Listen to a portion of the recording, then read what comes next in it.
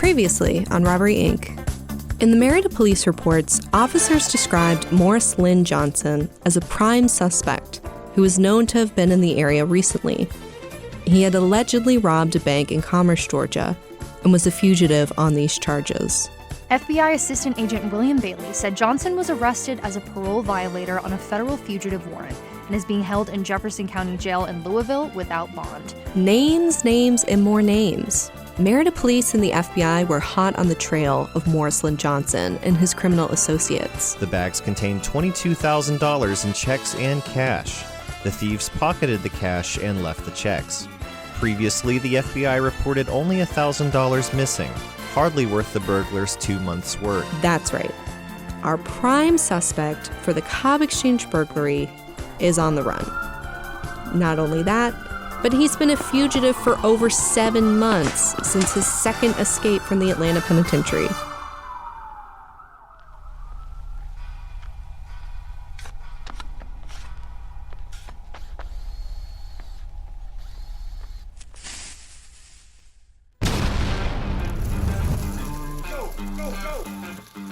In April 1974, a group of thieves tunneled beneath Roswell Street in Marietta, Georgia, and blasted their way into the Cobb Exchange Bank vault, only to be mocked for escaping with just $1,000. But as investigators dug deeper, they uncovered a far bigger mystery in the story of a career bank robber whose daring heists and prison escapes made him a legend. This is Robbery, Inc. from Georgia Public Broadcasting and the Marietta Daily Journal.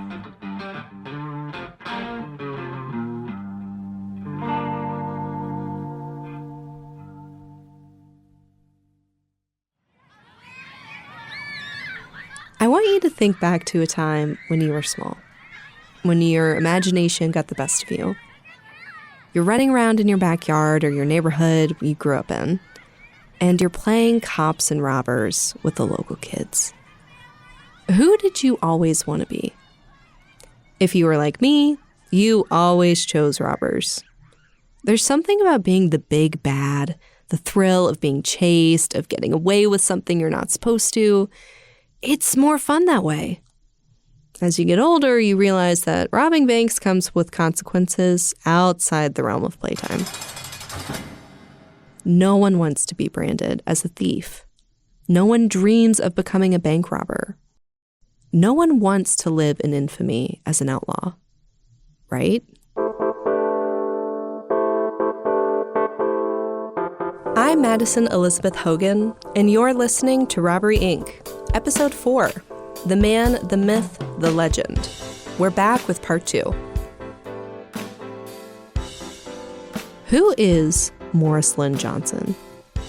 If you've been listening up until now, you know he's the prime suspect in the Cobb Exchange Bank burglary from April 22nd, 1974.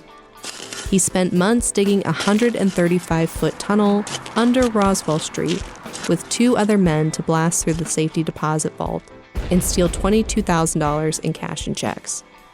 He robbed a bank in Commerce, Georgia, and held up the Citizens and Southern National Bank in DeKalb County, Georgia, just months prior to the Cobb Exchange job. He drove a blue 1967 Chevy Impala and wore hats and wigs to disguise himself.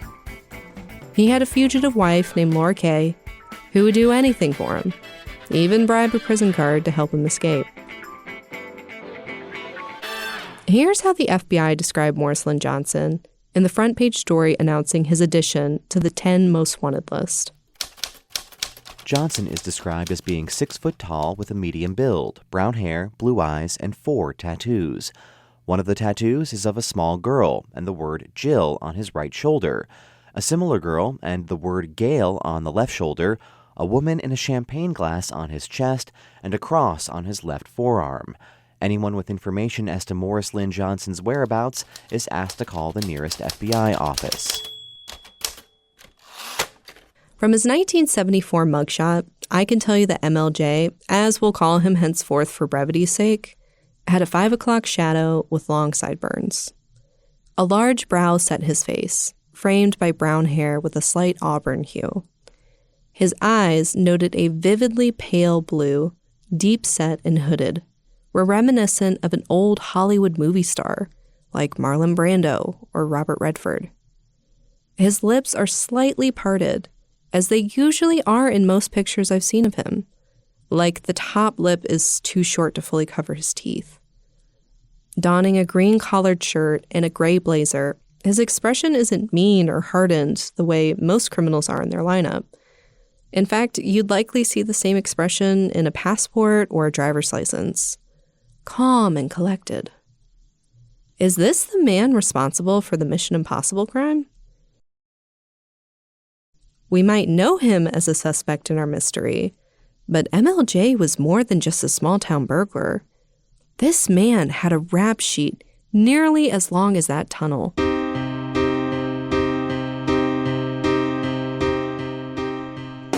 Born October 24th, 1937, to Armour Johnson and Delcy Johnson, MLJ came from a modest upbringing in Tompkinsville, Kentucky. One of 7 siblings, MLJ was raised on a small farm until the family moved to Indianapolis, to a 2-bedroom home sometime in 1947.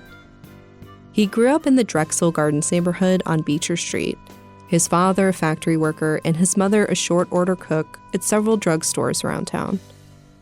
By the time he was 20, he committed his first act of burglary, not too far from home. He burglarized Hugh J. Baker and Company warehouse, a steel manufacturer on Farnsworth Street in Indianapolis that his father had worked at for years. But he didn't act alone, as we'll come to find out he rarely ever did. He was joined by other youths, as well as his longtime friend and partner in crime, Franklin Rance. For the next 2 years, MLJ was in and out of police cars with his brother, Leon Johnson. Will Higgins wrote for the Indianapolis Star that MLJ was considered a natural-born leader among his peers. Friends and neighbors interviewed years later regarded him as suave, good-looking, polite, and nonviolent. Marvin Jock Earls, his neighbor from across the street, noted that MLJ was robbing banks, but none of the folks from Drexel Gardens had money in the banks anyways. In November 1962, he knocked over the Merchants National Bank and Trust Company branch on English Avenue in Indianapolis, making off with $8,890. At his court appearances, local media fawned over his rebel-without-a-cause look, his cool demeanor, his steady gaze. They claim the 24-year-old was the leader of the most notorious group of bank robbers since John Dillinger. He was rumored to steal television sets and hand them out to impoverished neighborhoods around Indy. Even the law had a brazen respect for him, a professional who was never caught in the banks he robbed or put citizens in harm's way. The crimes were legendary, involving up to 100 members in the gang. Police believe they were responsible for somewhere close to 3,400 crimes throughout the Midwest between 1958 and 1963. That's an average of 680 crimes per year in a 5-year time span. Law enforcement gave them a name befitting of their crimes: Robbery, Inc.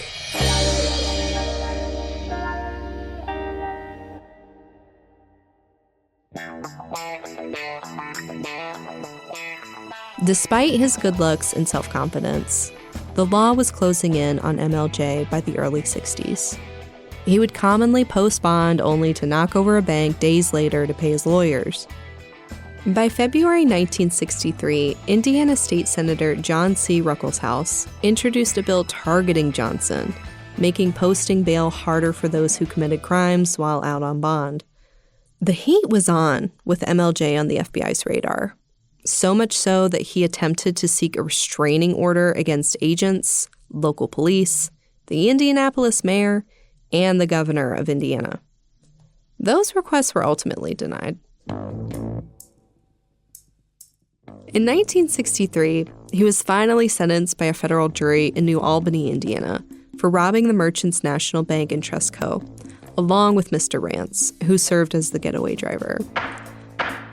Just a side note, I find this hilarious, but my family is actually from Jeffersonville, Indiana, which is right next door to New Albany, and New Albany is actually where my grandmother's family is from.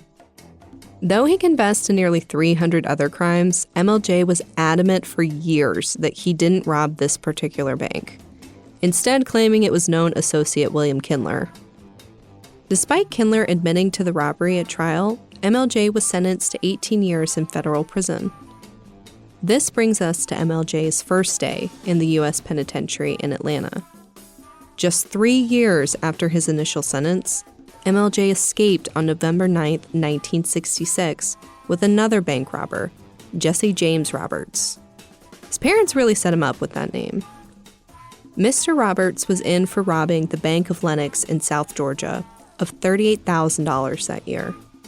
MLJ was able to lever apart the bars on his cell using a bar spreader he had crafted in the prison machine shop. The duo managed to scale the 40-foot prison wall using bed sheets and scraps for a makeshift ladder during a rainstorm. Prison guards and other inmates were none the wiser, busy watching a movie while MLJ and Jesse James made their escape. Only one other prisoner had successfully escaped the Atlanta pen, and that was 40 years prior. Mr. Roberts was apprehended days later, on November 17th, on a bus in Waycross, Georgia. But he wouldn't give up the whereabouts of Morris Lynn Johnson. But our criminal mastermind was homesick, and he was eventually captured back in Indy after robbing another bank in his hometown. He worked with Anthony Durham in a masked heist, armed with a sawed-off shotgun, to rob the East 10th Street brand of the American Fletcher National Bank and Trust Company for $10,375. He was captured that same day, on January 9th, 1967, with two other robbers, Mr. Durham and John Martin Young, Jr., in a small Indianapolis apartment. Newspapers reported police seized dozens of guns in the home, though the men did not resist arrest. When he was arrested and brought to the federal courthouse on Ohio Street, he told an Indy Star reporter, "Well, I sure lived it up for a couple of months. Boy, I've been living high. I sure hope I can figure out a way to get out for a while again." Frank Anderson, a green-eared cop who would go on to serve as the first African-American sheriff of Marion County in Indiana, told Will Higgins of the Indy Star he drove MLJ from Indianapolis back to Atlanta in his Buick. Handcuffed, MLJ would remark, "The height of my ambition is to escape from you." MLJ pled guilty to 5 more years in prison, plus 3 more years for his escape, on top of his remaining 15-year sentence. That's a total of 23 years. By some miracle, or lapse of judgment, your pick, he was paroled from McNeil Island Corrections in Washington in December 1973. 2 months later, a notorious bandit was hitched with Laura K. Tilbury in Indianapolis. On the marriage license, MLJ wrote his occupation as a mechanic and still claimed his Beecher Street childhood home as his address. It was his second marriage. As we know, the Bonnie and Clyde couple spent their honeymoon preparing the burglary of the Cobb Exchange Bank in Georgia. Following their robberies in the Peach State, the Johnsons made their way back north before getting pinched for the Louisville robbery in May 1974. They stole more than $100,000 in a single bank job with another man, William Lewis Foster. That's roughly $700,000 by today's standards.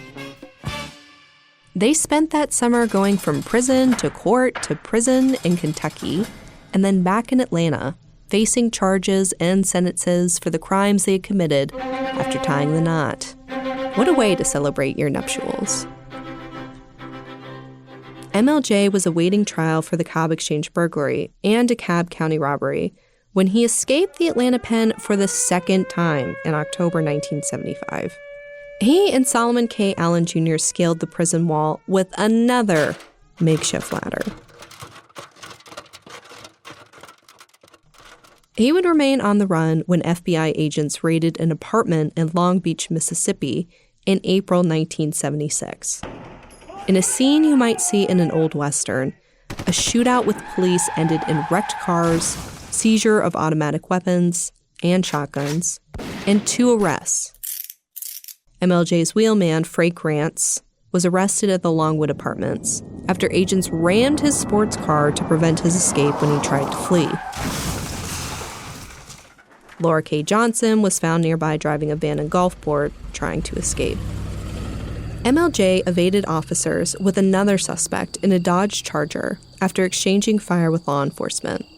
The car was found abandoned in a densely wooded area where the 2 men fled on foot. Though police searched the Long Beach area for weeks following MLJ's appearance, he remained elusive, like smoke in their hands, always one step ahead. By May 1976, MLJ would finally make the FBI's most wanted list. He didn't disappear into the shadows either. That same month, MLJ made threatening phone calls to Laura Kay's attorney in Louisville after she was sentenced to 5 years for assault weapons charges. According to the Courier-Journal, he ordered the release of his wife, stating he would kill the judge who sentenced her if she wasn't. His cat-and-mouse game would come to an end a month later, on June 26, 1976, when he was finally captured by FBI agents in New Orleans.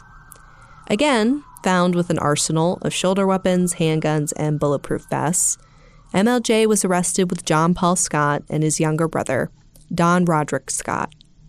Remember, John Paul Scott was also one of the suspects who aided and abetted MLJ during the Cobb Exchange burglary.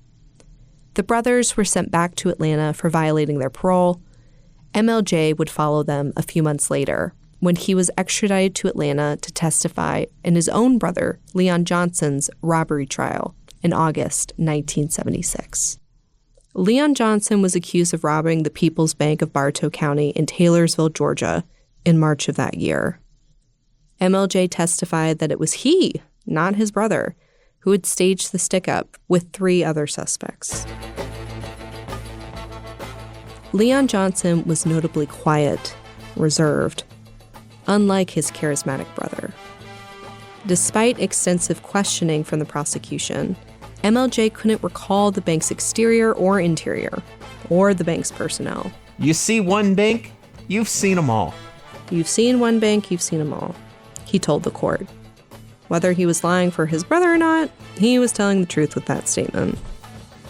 MLJ testified his brother was in Indianapolis at the time of the robbery. When asked if he committed the stick-up, he said, I pulled it, yeah. For his occupation, MLJ replied, I'm a bank robber. When asked if he was guilty of anything else, he said, You guys keep me in the pen most of the time. Well, you get out quite a bit, don't you? The prosecutor asked. If you leave a hole for me. Leave a hole for him, they must have once again. By November of that year, MLJ had escaped his 3rd prison, this time from Selma, Alabama, after an accomplice mailed him hacksaw blades.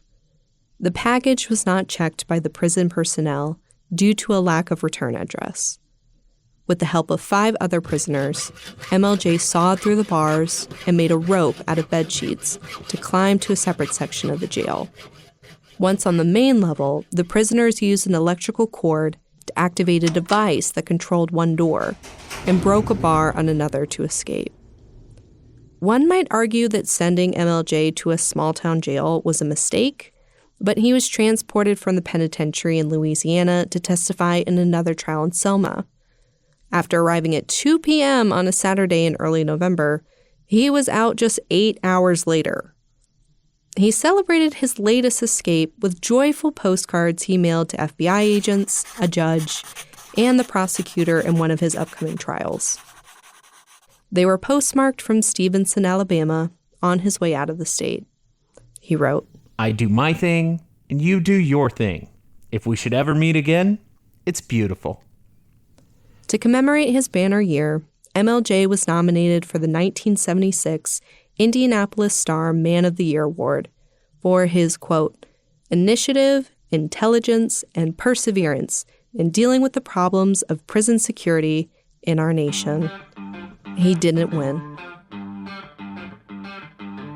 On the next episode of Robbery, Inc., there were so many rumors surrounding the Marietta burglary, But were they true? I've done my best to uncover the truth about what happened to the safe deposit boxes at the Cobb Exchange Bank. It's kind of like people had money and nobody ever knew where it came from. Well, it was just an unsuccessful bank robbery is the way they considered it. And I frankly found out more about it since I've seen these reports. I found out more since we started talking about it than I knew at the time. Safe deposit boxes are regarded as a legal no man's land. In 2019, the New York Times reported that there were roughly 25 million of these boxes in banks across the country, and no federal laws regulating them. Robbery, Inc. is a production of Georgia Public Broadcasting and the Marietta Daily Journal. Robbery, Inc. is written and hosted by Madison Elizabeth Hogan. I'm on Instagram at Madison Elizabeth Hogan. This podcast was produced and edited by GPB's podcast team of Jeremy Powell, Jake Cook, and Mark Davenport. Special thanks to Olivia Watkin, Jaden Henson, and Rachel Kellogg.